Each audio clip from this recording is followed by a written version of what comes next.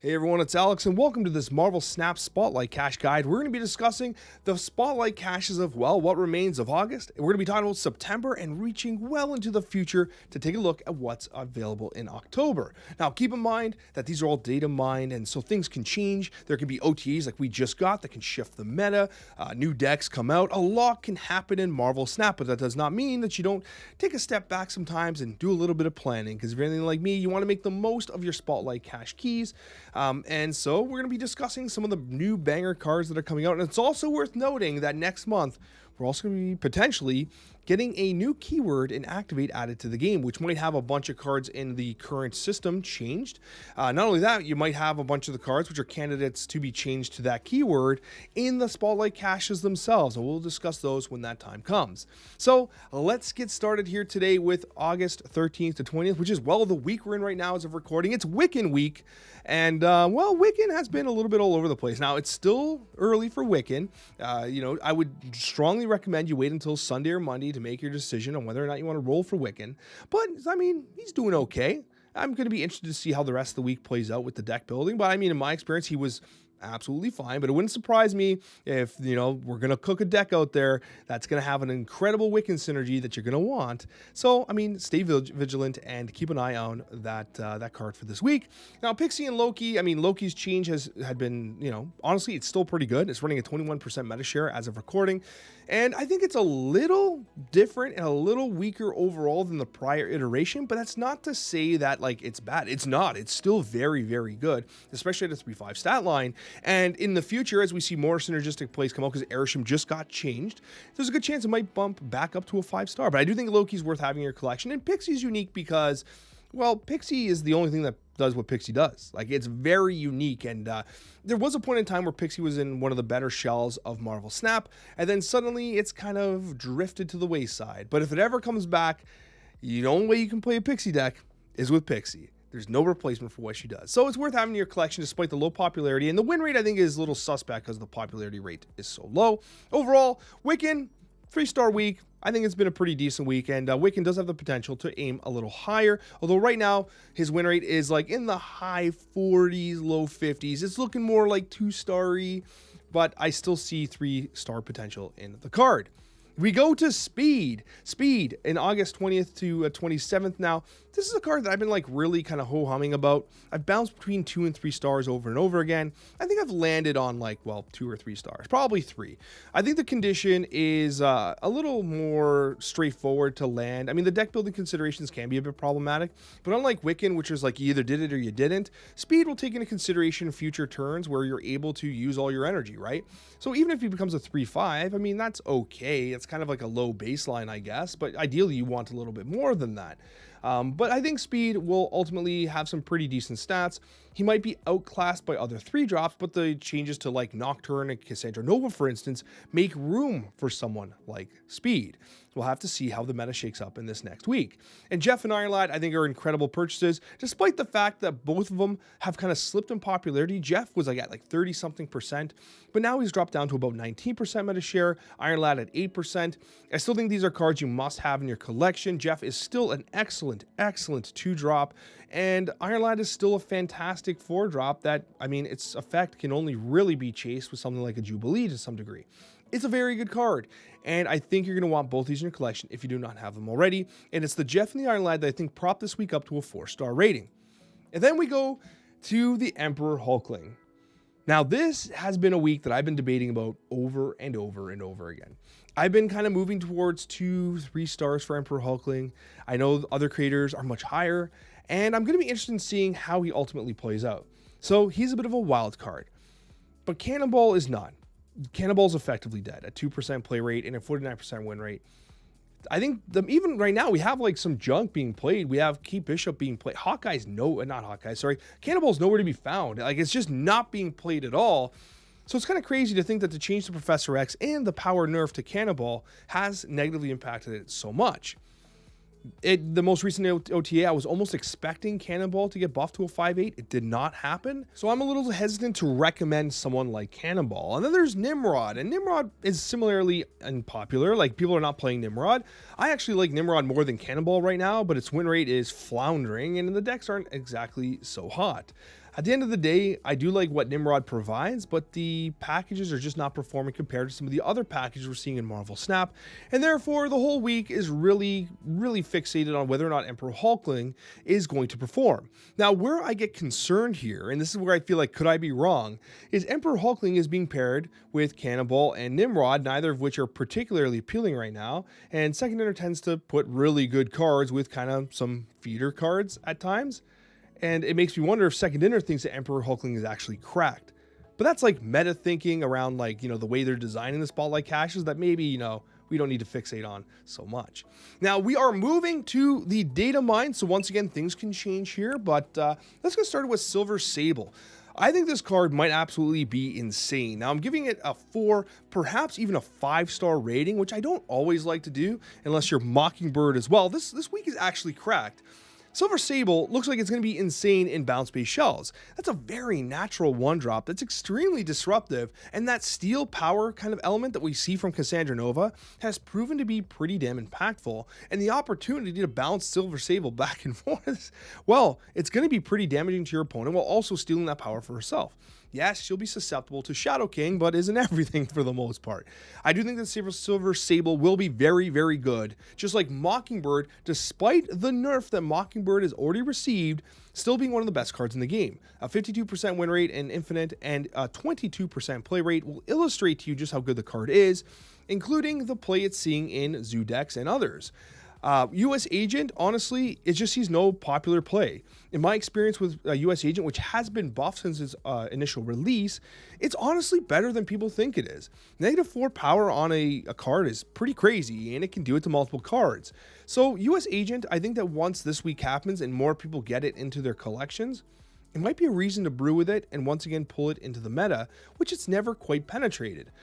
I'm honestly kind of impressed with USAgent in my play, but the real winners here are Mockingbird and Silver Sable, which I think is going to be a particularly strong card, a 4-star week overall. I could even give this a 5. I honestly thought about it, but I want to kind of err on the side of caution with Silver Sable until things get confirmed from Second Dinner. And then we have September 10th to 17th with Madam Web.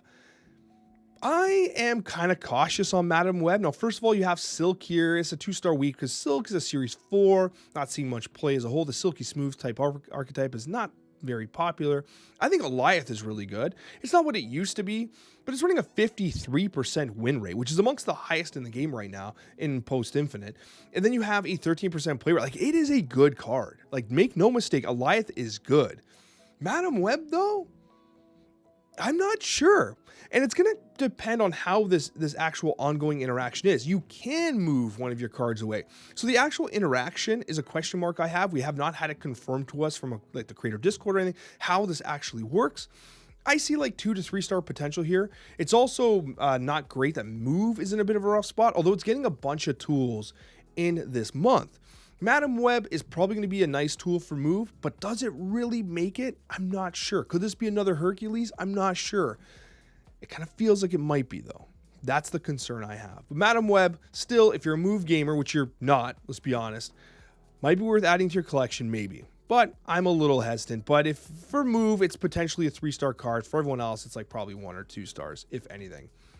And that takes us to Arana, who I think is a lot better than Madam Web in a much better Spotlight week. I think that Miss Marvel is criminally underplayed. I think that the 48% win rate at 1% popularity is not indicative of how strong this card is. I mean, in fact, Cozy and I discussed this on a recent Snapchat. We feel like Miss Marvel is totally underplayed. And then you have Sage, who honestly is one of the best 3-drops in Marvel Snap, with incredible synergies like that with Ravonna Renslayer. It's running 6% popularity at 51% win rate, but make no mistake, it'll win way more than 51% of the time in a deck because it is an amazing card that you can play late in the game that puts up like, if you get like 8 or 10 power, you're not even surprised from a Sage. It's crazy how much Sage can put out. And in bounce-based decks, which we're going to be getting, like we're going into a bounce season. We had Sable here, Silver Sable, and next season we're going to be talking about in October has some bounce synergy as well. Sage is going to be a part of those decks. So I think you really, really want Sage. If anything, I think that Arana is probably good. Honestly, I think the effect is strong. I like the activate. This is the first activate card we're getting, by the way. So I'm assuming at some point this season, the patch will feature the activate update. And I would assume that some cards that are already in our collections might be upgraded to activate cards. So Arana might be, you know, one of the first ones in the Spotlight keys or caches, but ultimately I think Sage is an absolute must-have here. So 4-star week for me. I really like this one here, and I think Arana is going to be legit too. I mean, could it even see play outside a move? Maybe, right? Like Sebastian Shaw would like this to some degree. I mean, that's coping slightly because probably Forge is always better in those decks. But anyways, that's a whole other conversation. We go into September 24th into August 1st, and we have Scarlet Spider. This honestly seems like a pretty decent card. I like this idea of this cloning effect, another activate card, and I like the idea of being able to buff it with Nakias, with Okoyes, with Forges, and with Gwenpools or whatever, and then have it being played out. I think it has some pretty decent potential. I'm going at 4 stars here. I could see it landing 3. I probably should have put the bracket around the 4 because I like to be a little conservative and when we're looking forward because we can't really, I mean, we're like 2 months out almost here. A lot can change, but I do think that Scarlet Spider is a pretty cool card. And I don't regret giving Skaar 2 stars, but what I'll say is that, like, I feel like he's probably better than that. Just the statistics wear him down a little bit. He's not like an archetype defining card, but he's a great supplemental card in a lot of different shells. And remember, Thanos is being buffed now. Now, time will tell whether or not Thanos kind of takes hold in the meta like he did before, but Skaar was a major component of those decks. Skaar's good. He's just not a build around, and he's not very popular right now. Now, White Widow recently got nerfed, but White Widow's still incredibly popular. It's running a 50% win rate, but that 14% popularity, it was traditionally the best in-slot 2-drop, and the nerf has taken a little bit off it, but it's still fantastic. Overall, I do think it's a 4-star week. I probably went a little low on Skaar, honestly. I could see this week getting closer, falling to 3 stars if it's Scarlet Spider looks like it's not going to perform as well as we're expecting. But a lot can change with all the activate cards, and this is the kind of card that might want to, like, you know, be played with activate cards and activate itself, right? So there's a lot of mitigating factors here. So I've given it 4 stars as a week because, like, I feel like this card is probably going to land pretty well. But hey, who knows? I don't. What I do know, though, is that this week is a little underwhelming to some degree. It is still very early for Man-Thing, though. Man-Thing just got buffed, and in fact, I didn't even, damn it, I forgot to upgrade. Okay, Man-Thing on the screen says 4.5. He's actually a 4.7. That is my apologies there. But you know what? Should I fix it right now? Yeah, let's fix it right now. And just like that, Man-Thing is fixed, a 4.7. Now, it's still very early for Man-Thing as of recording right now to see how he's going to shape up in the meta. Zoo very prevalent, and its buff was very significant, but it's still a Series 4 with another Series 4 card. Now, Mobius has had its moments where it's very relevant, but still, in terms of value for your Spotlight keys, they're kind of on the low end. Now, Man-Thing could very well be a 1-star if it just doesn't shake up the way it's meant to, but I mean, a 4.7 with the effect is pretty strong. Now, it's Scream, which I think people are most interested in. Not only is it a counter to move, but you're not going to play it like that. You're going to move their stuff across the board, right? You're going to play with Kingpin, Polaris, and other stuff, Spider-Man, and it's going to create a whole new archetype in and of itself. I do think that Scream is going to be pretty cool. It obviously is not particularly strong late in the game, but on curve, especially in a move-based deck or a disruptive style move-based deck, I think it's going to be really, really cool. It's going to really kind of bring a new archetype into the limelight for move, which I'm really excited about. I've said really like 100 times on this particular review of Scream, and I do apologize for that. I'm just really excited. But I will say that Scream does, like, it looks like it has potential here. I'm willing to go like almost 4 stars on it. The week as a whole, though, with Man-Thing and Mobius, it feels weak. It feels weak with the Series 4 cards. I'm giving it 2 stars, but you might be rolling for Scream straight up, okay? Or this might be one of those, like, I'm just going to spend tokens this week and dodge everything else, right? Often a good decision in weeks like this. Then we go to October 8th to 15th. Now, we're going 4 stars here for a number of different reasons. I'm hoping that War Machine becomes relevant at some point, because right now it's still in the dumpster even after its buff. But Namora, guys, I could have given Namora 5 stars. I love this card, and I think that it is probably by far the least played amazing card in Marvel Snap. 1% popularity, its win rate is, I mean, post-event right now 51%, but I'm telling you, it plays effectively higher than that. It is such a great card, and I think that what holds it back from meta kind of dominance is that no one has it, because I think the allure of Namora on its release was kind of like not that great. Like, it wasn't a great cash week. There was like a little bit of humming and hawing about it. I mean, even me, I wasn't too sure about the card overall. and it's proven to be very legit. Then you have Misery. This might be the card of the season. I said that about Scream too, but I think Misery could have a lot of potential here. There's a couple interactions we're not sure about, which could definitely impact the viability of Misery. For instance, how will it work with something like an armor? Will the ongoing effects still proc, and will the armor keep them consistent? Will it allow you to destroy things? And then obviously you can destroy things, use null, and there's like different play patterns that can be used. A lot of synergy. But some of its armor interactions and other interactions kind of bring into question how this card's actually going to play. So right now, I think it has one of the highest potentials of the season, especially from a combo perspective. And I really like the idea of changing the default destroy style archetype to something wholly new.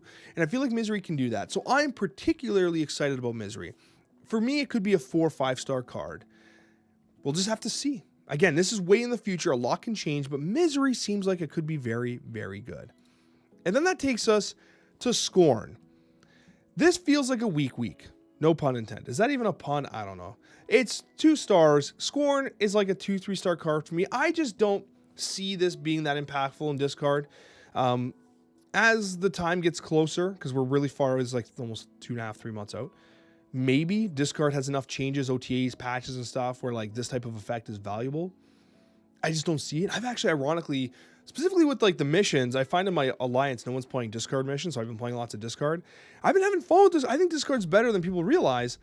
And I don't know if Scorn is answering a question that discard has. That's my primary concern, right? I think you have Jean Grey, which obviously is kind of poo right now. It got buffed from a 3-3 to a 3-4, still seeing no play. But there's some copium around the Man-Thing, right? Oh, Man-Thing got buffed. That might bring back Jean Grey, etc. So I don't know. Time will tell. There's a long way to go here. And Sebastian Shaw, Gwenpool, Silver Surfer, love Sebastian Shaw.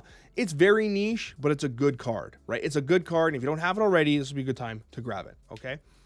Probably a weak though. And then we go to Toxin. Couple question marks here about this week. I'm giving it a 3 to 4 star rating here. I think that Toxin itself is probably a 4-star card. It's another bounce activator alongside Falcon, Beast, and then Toxin. And this is great. Like, I think this is very strong. Hell, you could Beast this card, right? It's really interesting how this card will interact with other cards in the bounce archetype. And I do think that like giving bounce more tools just makes it that much more impressive and powerful. So I do think that Toxin has a lot of opportunity to surprise. And then you have Elsa Bloodstone, which is it could be to some degree a bounce card. Not really. It's a flavor card, but it is good. It's just seeing no play. I mean, it's better than it used to be when it got absolutely destroyed in the OTA nerfs, but now it's at least playable. Still, when October 22 comes around, will it be better, change, modify? Will the meta shift? Perhaps. Maybe Toxin is enough to shift the meta for Elsa. Now, the major thing that's confusing here is Zabu. Zabu is a garbage card right now. Garbage. Even with Wiccan, it still sucks. And when they basically nerfed Zabu originally, they said that this was temporary. They're like, we're changing Zabu. We're taking it out behind the shed just temporarily. We're going to bring it back. I suspect that Zabu is going to be retrofitted into an activate card. That would make sense to me if Zabu becomes an activate card. And then all of a sudden, based on what the meta is and the meta conditions and the decks at the time, October 22nd being like 2 months away, Zabu might all of a sudden be very prevalent. So it's hard to evaluate this particular week in advance, not knowing if Zabu becomes an activate card, because I do think it is one of the ones that just might be. However, I do think the Toxin looks pretty damn good. And then we have another card here in Supergiant, which I think might also receive the activate treatment. It's languishing right now in popularity and in win rate, and I feel like it's also the kind of card that might drop to like a 2-3 with the activate of this ability. It already has, so we'll have to see. You activate it, and all of a sudden your opponent's cards just don't reveal the next turn. That's pretty cool, right? And maybe that's where Supergiant ends up, and maybe it's better. Ghost Spider's a Series 4 card that's like, it's seeing play right now, but it's not great. I mean, but then again, you have so many move-based mechanics coming in September with like the Spidey season type thing, where like maybe Ghost Spider actually all of a sudden becomes a very valuable tool there, right? We don't know yet because we're looking into the future. Some of those cards seemed very underwhelming, but we'll have to see how it all shakes up, and some of them might get buffs leading into the season. Then you have Anti-Venom. Now, Anti-Venom is hard to evaluate because on the surface it looks like very niche, and it is. Howard the Duck gameplay, I guess. but it has very high ceiling potential. And so I love the idea of cost and power set to 0, utilize the ongoing fad. Like Odin doesn't care about that. Doctor Doom doesn't care about that. Heck, even something like a Magneto, you draw into Magneto, disrupt their play while playing your turn 6 at the same time. Anti-Venom has the potential to be very interesting. And of course, not to mention Luke Cage, which, I believe should impact this card positively, right? So anyways, there's a lot to love about what's coming, but ultimately I'm giving this week a 2-star because until we see what happens with Supergiant, I do think Supergiant will be changed into an activate card, like a 2/3 that does the same thing. Anti-Venom has potential, and Ghost Spider is very meh. But hope you guys enjoyed this video. We tried to go 3 months in advance here. We'll be doing that in the next coming videos as well as we get more patch data information, some more data mines. Try to give you the most realistic look into the future of Marvel Snap as possible. Hope you guys liked the video. Hit the like button if you haven't already. Subscribe if you're not subscribed, and we'll see you in that next one.